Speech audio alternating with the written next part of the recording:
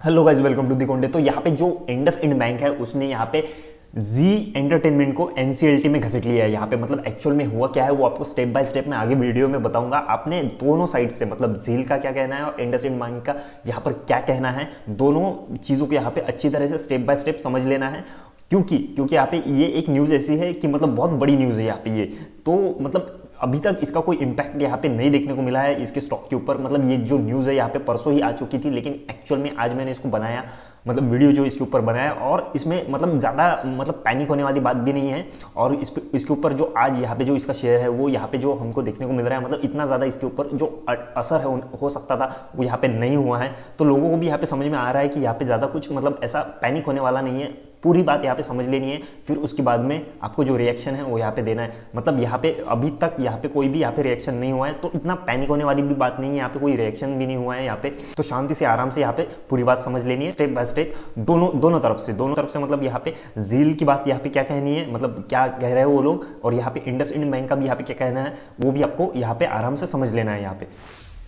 तो अभी आप लोग एक काम करो, पूरा वीडियो जो है वो स्टेप बाय स्टेप देखो। पूरा वीडियो देखने के बाद अगर पसंद आए तो इसको लाइक करो, चैनल को सब्सक्राइब करो, और ऐसे ही इन्फॉर्मेशनल वीडियोस आपको देखने होंगे तो चैनल को जब सब्सक्राइब करेंगे उसके बाद में उसको जो बेल आइकन है उसको हिट करो। तो अभी यहाँ पे जो इंडस इंड बैंक है इसने जी एंटरटेनमेंट को आईबीसी के तहत एनसीएलटी में घसीटा है। मतलब यहाँ पे पहली बात तो ये समझ लो कि यहाँ पे आईबीसी क्या है। तो आईबीसी जो यहाँ पे है वो है इंसॉल्वेंसी एंड बैंक्रप्सी कोड है। यहाँ पे IBC 2016 was implemented through an act of parliament. It provides for a time-bound process to resolve insolvency when a default in repayment occurs.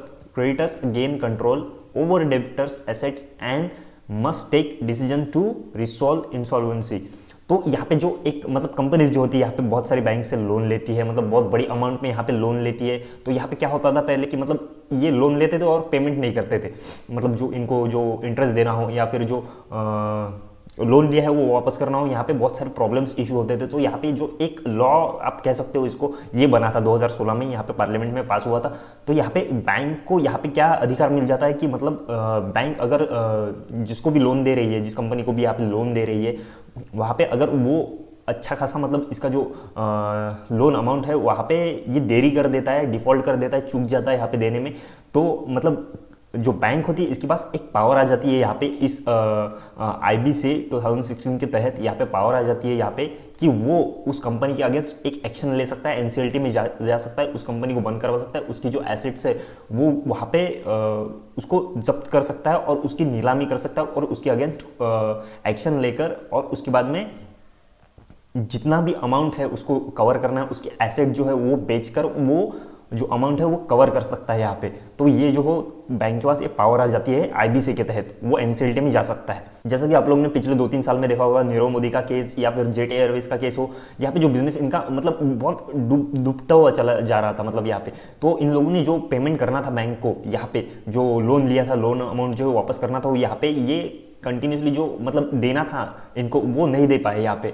तो मतलब डिफ़ॉल्ट कर दिया, यहाँ पे चूक गए ये लोग। तो इन लोग को क्या हो गया, मतलब कि जो बैंक है इनके ऊपर एक्शन लिया बैंक ने, इनकी जो बिजनेस है वो बंद करने पड़े इन लोग को, और जो इनकी एसेट्स है वो यहाँ पे जब्त कर ली गई, किसकी तरफ से, बैंक की तरफ से। और फिर इसकी नीलामी हुई और फिर इसके जो बैंक को जो पैसे रिकवर करने थे वो इस नीलामी से उन लोगों ने रिकवर कर दिए। तो ये ऐसी केस होती है जो आईबीसी इसको कहते हैं। तो अब यहाँ पर भी क्या हुआ है कि जो इंडस इंड बैंक है उसने यहाँ पर आरोप लगा दिए यहाँ पे। तो यहाँ पे हुआ क्या था कि जो जी एंटरटेनमेंट है यहाँ पे उसके ऊपर 83 करोड़ का यहाँ पे कर्जा था जो उसको मतलब पे करना था इंडस इंड बैंक को। तो यहाँ पे वो डिफॉल्ट कर गया, चूक गया यहाँ पे देने के लिए। तो यहाँ पे जो इंडस इंड बैंक है उसके अगेंस्ट एनसीएलटी में चला गया आईबीसी के तहत। तो अभी यहाँ पे मतलब हो क्या रहा है कि ये एक चीज़ हो गई यहाँ पे कि इंडस इंड बैंक ये कह रहा है कि 83 करोड़ रुपीस का यहाँ पे कर्जा था वो डिफॉल्ट कर गया यहाँ पे जी एंटरटेनमेंट की, हमको दिया नहीं उन लोगों ने, और वो सीधा एनसीएलटी में चले गए। तो अभी ये एक चीज़ हो गई यहाँ पे, किसकी तरफ से, ये इंडस इंड बैंक की तरफ से यहाँ पे एक चीज़ हो गई। अभी जो जी एंटरटेनमेंट है यहाँ पे उसका क्या कहना है इसके ऊपर।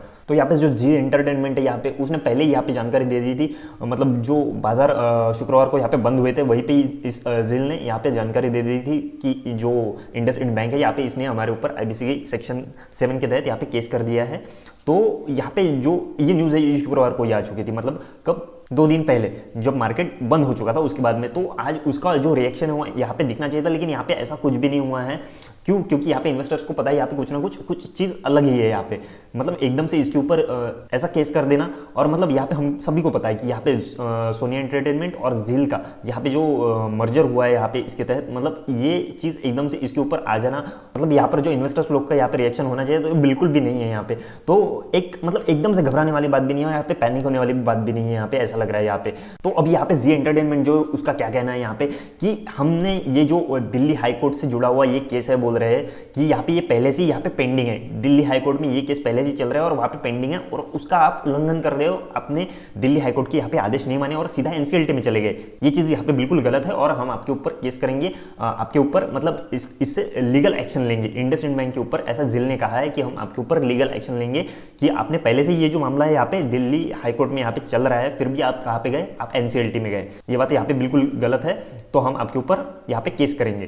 तो अब यहाँ पर एक बात समझ लो आप लोग कि IBC सेक्शन 7 के तहत यहाँ पर क्या हो सकता है कि मतलब एक जो आपने पिछली बार में एग्जांपल मैंने बताए थे कि जेट एयरवेज हो या नीरव मोदी की कंपनी हो, उसके अगेंस्ट मतलब क्या हुआ था कि उसकी जो जितनी एसेट है उसको जब्त कर लिया था और नीलामी उसकी कर दी गई थी। क्यों? क्योंकि उसको बैंक को वो अमाउंट जो लोन लिया था उसको कवर करना था यहाँ पे। तो यहाँ पे वैसे हो जाना ऐसी बात एकदम से नहीं है। मतलब जेट एयरवेज कहाँ पे थी, नीरव मोदी कहाँ पे था, ये कंपनी टोटली डिफरेंट है। यहाँ पे जी एंटरटेनमेंट जो यहाँ पे डिफरेंट है, यहाँ पे तो उल्टा सोनी एंटरटेनमेंट और जी एंटरटेनमेंट यहाँ पे जो उनका मर्जर हो चुका है यहाँ पे, ये एक बहुत अच्छी बात है और जो कंपनी है यहाँ पे उसके बहुत अच्छे दिन आने वाले हैं यहाँ पे। तो ऐसे में इसके मतलब कंपनी की एसेट जब्त कर लेना और उसकी नीलामी कर देना, ये यहाँ पे एकदम से नहीं होने वाला। यहाँ पे कुछ और चीज़ें हैं अंदर से, जो न्यूज़ है वो बाहर आती जाएंगी। यहाँ पर जो जैसे केस चल रहा है यहाँ पे दिल्ली हाई कोर्ट में, वो भी धीरे धीरे हमको पता चलने लगेगा। तब यहाँ पे कुछ मतलब न्यूज़ है जो एकदम से यहाँ पे क्लियर होगी। तो यहाँ पर नीरव मोदी जैसी, जेट एयरवेज जैसी यहाँ पे चीज़ें बिल्कुल भी नहीं होने वाली है। मतलब एकदम से हो जाना, मतलब आपको कंपनी क्या परफॉर्म कर रही है सामने उसका हिसाब लगाना है, कंपनी कितनी बड़ी है उसका हिसाब लगाना है, कंपनी जी एंटरटेनमेंट सोनी यहाँ पे मर्जर हो चुका है उसका हिसाब लगाना है, बड़े बड़े इन्वेस्टर्स है इसके अंदर उसका हिसाब लगाना है। तो टोटली यहाँ पे बिल्कुल भी पैनिक नहीं होना है। तो न्यूज़ है जो यहाँ पे पहली ही न्यूज़ है यहाँ पे ये जो सामने आ रही है, कब, फ्राइडे को शाम को आई है वो भी। तो यहाँ पे और भी न्यूज़ आगे सामने आएगी कि कैसे कैसे यहाँ पे एक्शन लिए जाएंगे, कैसे कैसे क्या क्या होगा। यहाँ पे जो ZEEL ने कहा है कि हम पहले से ही यहाँ पे दिल्ली हाईकोर्ट में ये एक्शन चल रहा है, मतलब जो केस है इसके ऊपर वो चल रहा है, उसके बाद भी आपने एनसीएलटी में गए और फिर उसके बाद हम आपके ऊपर केस करेंगे, आपके ऊपर एक्शन लेंगे, लीगली एक्शन लेंगे।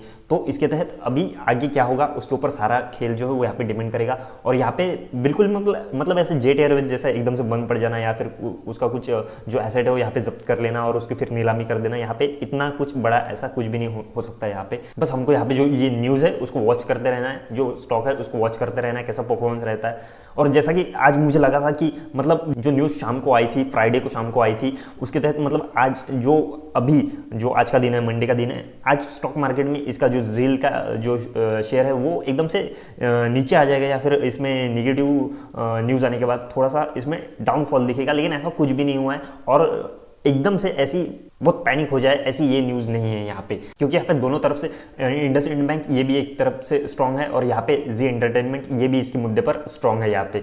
तो आगे देखना पड़ेगा यहाँ पे क्या होने वाला है। तो अभी फिलहाल वीडियो को यहीं पर खत्म करते हैं। वीडियो अच्छा लगा हो, काम का लगा हो, इन्फॉर्मेशन अच्छी लगी हो तो वीडियो को लाइक करो, चैनल को सब्सक्राइब करो और ऐसे ही नए नए वीडियोस देखने के लिए बेल आइकन को हिट करो। तब तक के लिए टाटा, स्टे अलर्ट।